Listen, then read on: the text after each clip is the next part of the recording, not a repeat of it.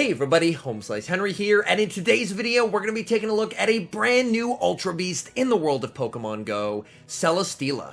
Celesteela is a Steel and Flying type Pokemon with the moveset of Air Slash, Body Slam, and Heavy Slam, and you can encounter Celesteela through raids. I was able to get one from a remote raid pass, and then used Rare Candy to power it up and second move it, so we can test it out in some Ultra League practice battles. So without further ado, let's hop into the matches and check out if Celesteela is worth the investment for the Ultra League. Hopping into the first match, leading Celesteela into Dragalge, and right off the bat, holy crap, this thing is enormous in battle. Opponent is going to save switch into a Samurott, I'm going to fire off a Body Slam to get some chip damage, and then I'm going to bring in Scrafty. Thanks to that Body Slam damage, that should put it into a range where I can throw a Foul Play and then counter them down. Samurott is going to fire off a Hydro Cannon, Scrafty able to tank it and reach for the Foul Play. This is going to be getting the Samurott very low. They let it through. Scrafty is able to counter down. That is massive. Dragalge does have a lot of energy saved, and my opponent brings back in the Dragalge, but this is going to be a tough farm down because my Scrafty still has a decent amount of HP. I am able to grab a shield. Dragalge decides against the farm down, and they're going to fire off an Aqua Tail. I'm going to let that go. Scrafty has done its job, and now I can bring back in Celesteela. I do resist Outrage, so they're forced to go for Aqua Tails in this matchup, and I'm going to fire off a Body Slam. Iron Head does more damage, but in neutral situations, Body Slam actually is slightly more efficient. I'm going to shield up this Aqua Tail just because I don't know what's in back, and it's a Shadow Snorlax. I'm going to farm up and fire off a Body Slam. This will get some valuable chip damage, and then I'm going to bring in my Swampert. I should be able to live any one move from Snorlax's standard moveset, typically running Superpower and Body Slam. I fire off the Hydro Cannon gets the shield. This Snorlax does have a ton of energy, and they're going to start throwing it. Body Slam number 1 gets me below half health, and they're at a second Body Slam. I should be able to survive this, and then I'm going to take a few extra licks, just so that way the Dragalge is only going to get one Dragon Tail of farm. Hydro Cannon gets them low, they switch into Dragalge and snipe the Swampert, but Celesteela will be able to farm down the Dragalge and the Snorlax, and that is a good game. Great lead in the next match, Celesteela into Pangoro. Opponent safe switches into a Shadow Dragonite, and I need to stay in here. My backline does not want to see a Dragonite whatsoever. I fire off a Body Slam and an immediate shield from the Dragonite. I am very close to another Body Slam, and they have a ton of energy. I respect the Superpower, I get baited, and they have enough for another Superpower.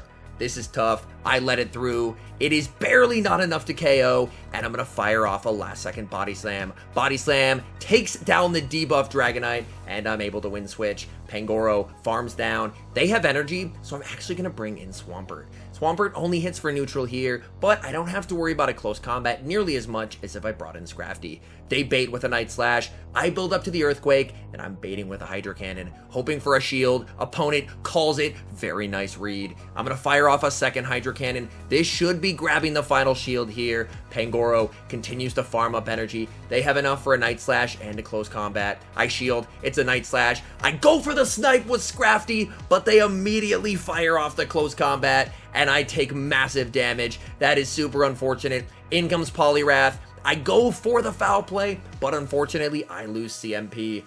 Poliwrath fires out the Ice Punch. Scrafty barely able to hang on and fire off the Foul Play. That is massive. That will put it into Earthquake range. Come on, Swampert. Back in comes Swampert. They have enough for the Dynamic Punch here. Can Swampert hang on? Dynamic Punch gets Swampert low. Swampert able to reach the last second Earthquake. Earthquake will be taking down the Poliwrath and clutching a close win. Hopping into the next match, leading Celesteela into Escavalier. Pretty neutral lead, opponent is going to safe switch into Walrein. I'm going to bank some energy and then bring in my Scrafty.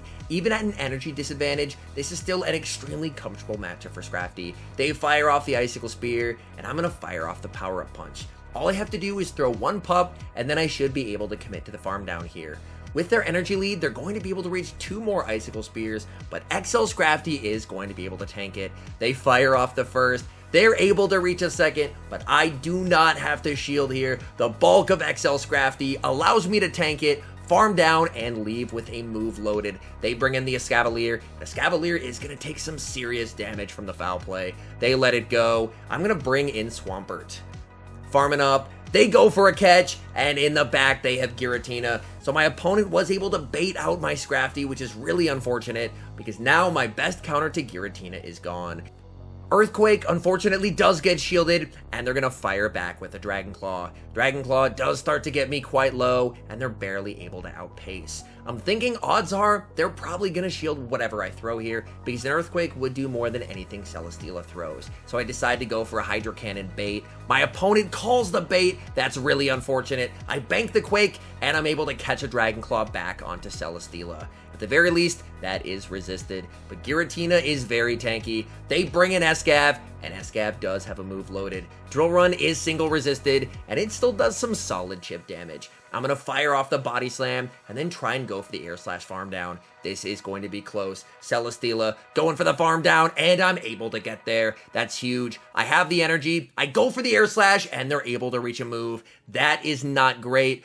Dragon Claw does get a shield. The question is, am I going to be able to reach the back-to-back heavy slams? First one lands. I am not able to get there, and unfortunately, this will be game over. I fire off the Hydro Cannon. They shield. It's a CMP tie, and unfortunately, we lose a very close game. Hopping into the next match, picking up a pretty nice lead, Celesteela into Shadow Machamp. At the very least, Celesteela will hit for super effective damage while only taking neutral in return. Immediate save switch from the opponent. They bring in Cresselia, and honestly, I need to stay in here. At the very least, I resist everything that Cresselia throws in its standard moveset. Here, I do go for the Heavy Slam.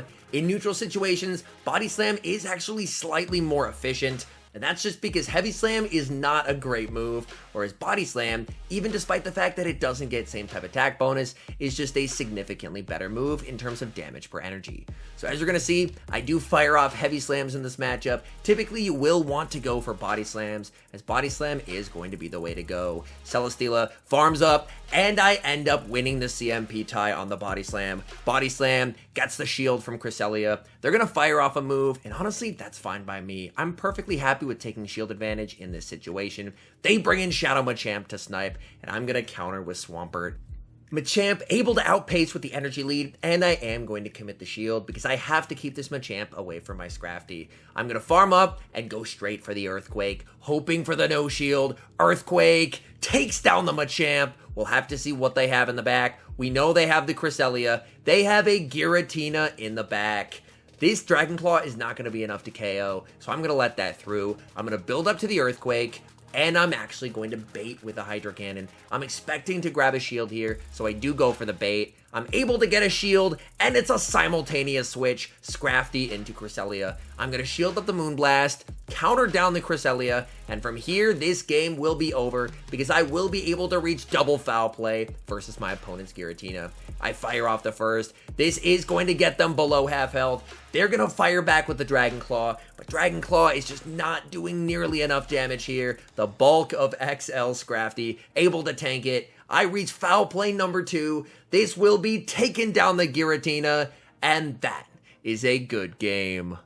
Hopping into the next match, leading Celesteela into Obstagoon. Fairly neutral matchup on paper, but unfortunately for Celesteela, it struggles in a lot of neutral matchups just due to the fact that it doesn't have the greatest moveset ever. Opponent, go straight for the Obstruct. I'm immediately going to switch into Swampert. Unfortunately, my opponent has already buffed up their defense, meaning that this Hydro Cannon is not going to be doing nearly as much damage as it once would. They are at enough for a second Obstruct. Are they going for it? Yes, they are. Obstagoon, double buff now. They decide to switch out because they have a great response to Swampert available in Gyarados. And unfortunately, this might be farm down range. I do have quite a bit of energy on my Swampert though. I'm going to fire off Hydro Cannon number 2. This is going to be getting that Gyarados fairly low. Gyarados going for the farm down. Swampert, so spammy, able to reach a third Hydro Cannon. This should be taking them out. They're forced the shield, and I snipe back with the Celesteela. Do they want to give up the final shield? They do not, and I'm able to get rid of a bunch of their energy. In the back, they have Excadrill, and this is not a comfortable matchup for Celesteela. Celesteela can learn Bulldoze, but I did want to run at least one charge move that got same type attack bonus. So unfortunately, no Bulldoze here. I am stuck throwing Heavy Slams. And Heavy Slam, unfortunately, not the greatest move ever. I am going to shield up this Rock Slide. My Switch Clock should be coming up soon. Opponent brings in the Obstagoon, and I'm going to fire off the Heavy Slam. Again, in neutral situations, you are better off going straight Body Slam. But again, I only realized that about halfway through these battles. I'm able to bring in Scrafty. Scrafty will be able to counter down the Obstagoon and the Excadrill, and that will be game over. I don't have to shield this. Drill Run, no problem. Scrafty countering down, and that is a good game. Hopping into the final match, leading Celesteela into Venusaur, the Dream Lead. Opponent safe switches into a Shadow Ursaring. Members of my Discord do like to bring the spice. I'm going to fire off the Body Slam. Body Slam does some solid chip damage onto the Ursaring. I bring in Swampert. This Ursaring has a ton of energy. I do want to respect a potential Hyper Beam, and they go straight for it. So that ends up being a very good shield. I believe this is not enough for another Hyper Beam, so I am going to let that through. But Shadow Close Combat still does an incredible amount of damage. Back in comes Venusaur. I'm going straight for the Earthquake. Earthquake, big damage onto the Venusaur. And I'm going to bring in Celesteela. And in the back, they have Obstagoon. So unfortunately for my opponent, I more or less just have them hard countered in this match. Body Slam, as you're going to see, doesn't do a ton of damage to Obstagoon, and that's again another one of the reasons why Celesteela does struggle in those neutral situations, is just due to moveset. My opponent is running a double beam team. I'm able to shield the beam. They bring back in the Venusaur. At this point, honestly, I forgot how low the Venusaur was. I should have just gone straight Power Up Punch. Would have made it a lot faster. But unfortunately, I didn't remember how low they were, so I threw a foul play. But either way, we should be in a very good spot here. Very similar to a Skarmory versus Venusaur matchup in the Great League. There's just not a whole lot Venusaur can do here. Venusaur is going to reach a move. They go for the Frenzy Plant. We tank it. And that is a good game. And now some final thoughts on Celesteela in Go Battle League. First off, the word that I would probably use to describe Celesteela is mediocre. It's not a bad Pokemon, but it's definitely not a good one either. Celesteela has a lot more varied of a moveset in the main series games, but unfortunately, the moves they gave it in Go really do not do it a lot of favors, and at the current moment, it's basically just a strictly worse XL Skarmory. Anyways, thank you guys so much for watching. If you're enjoying the content, make sure to leave a like and subscribe to the channel if you haven't. And a special thank you, as always, to our members here on YouTube. The support you guys provide is absolutely incredible, so thank you guys oh so very much.